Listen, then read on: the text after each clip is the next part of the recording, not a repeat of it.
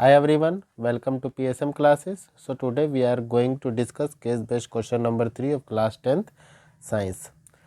So in this case study question it is given that a German physicist George Simon Ohm found out the relationship between the current I flowing in a metallic wire and the potential difference across its terminal. So इस question में हमें बोला है कि George Simon ओम जो है उन्होंने एक रिलेशनशिप फाइंड किया था between the current I which is flowing through a metallic wire and potential difference across this metallic wire. And also he stated that the electric current flowing through a metallic wire is directly proportional to the potential difference V. इन्होंने क्या बताया था कि जो electric current I है वो जो है डायरेक्टली प्रोपोर्शनल होता है किसके, V के. Clear. Across its end provided its temperature remains the same. और यहाँ पर जो टेम्परेचर होगा इस कंडीशन में वो क्या रहेगा, अगर सेम रहता है तो जो इलेक्ट्रिक करंट है वो डायरेक्टली प्रोपोर्शनल होता है potential difference across the terminal of the metallic wire.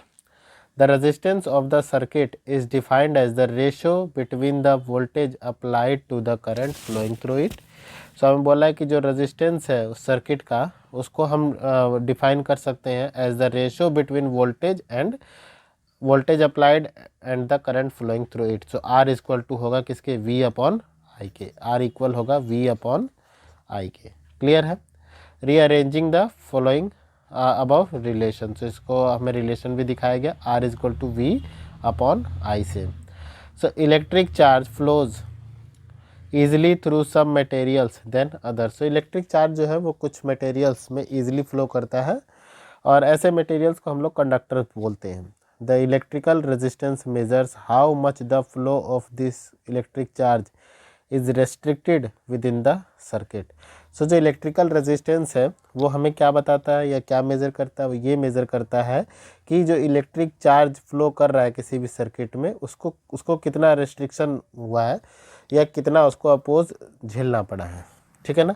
तो यहाँ पे हमें ग्राफ गिवन है, यहाँ पर करंट आई एम्पियर और यहाँ पर पोटेंशियल V. ठीक है. वोल्ट में ये होगा और ये जो है एम्पियर में होगा. क्लियर है. तो यहाँ पे हमें तीन जो है कर्व दिए गए हैं. फर्स्ट हो गया R1, सेकंड हो गया R2 और थर्ड हो गया R3 के लिए. तो चलिए देखते हैं इससे रिलेटेड क्या क्या क्वेश्चंस हैं. फर्स्ट क्वेश्चन जो हमें गिवन है, what is the unit of electrical resistance. So अगर हम यूनिट की बात करते हैं तो इलेक्ट्रिकल रेजिस्टेंस की जो ऐसा यूनिट होती है वो होती है ओम और उसको इस सिंबल से हम रिप्रेजेंट करते हैं. ओके. सो नेक्स्ट क्वेश्चन में हमें बोला गया डिफाइन ओम्स लॉ. तो बेसिकली अगर हम पैराग्राफ देखते हैं तो पैराग्राफ से ही हमें ओम्स लॉ मिल जाता है. यहाँ से अगर हम देखें इन्होंने क्या स्टेट किया था, इन्होंने स्टेट किया था कि द इलेक्ट्रिक करंट, जो ओम्स ने जो स्टेट किया था, the electric current flowing through a metallic wire is directly proportional to the potential difference V across its and provided its temperature remains the same या constant. ठीक है ना. तो इसी को हम लोग क्या बोलते हैं, Ohm's law. Ohm's law basically हमें रिलेशन बताता है किसके किसके बारे में, resistance, current flowing through the wire and potential difference across the terminal of the wire. So यहाँ से हमें क्या पता चलता है कि जो करंट फ्लो हो रहा है किसी भी मेटेलिक वायर में वो डायरेक्टली प्रोपोर्शनल होता है किसके, to the potential difference V के. या ऐसे ही बोल सकते हो potential difference across the ends of a terminal of a wire is directly proportional to the current flowing through it. Okay. So ये क्या है, हमारा ओम्स लॉ है. सो यहाँ से the electric current flowing through a metallic wire is directly proportional to the potential difference V across its end provided its temperature remains the same. So जो इतना portion है वो हमें किसके बारे में बताता है, ओम्स लॉ के बारे में बताता है. क्लियर है. तो चलिए अब थर्ड क्वेश्चन हम लोग देखते हैं. थर्ड क्वेश्चन में क्या गिवन है, from graph which resistance have high resistance. So graph की अगर हम बात करते हैं तो हमसे पूछा गया है कि ग्राफ में जो है किस रजिस्टर का जो रेजिस्टेंस है वो हाई है, R1 का, R2 का या R3 का.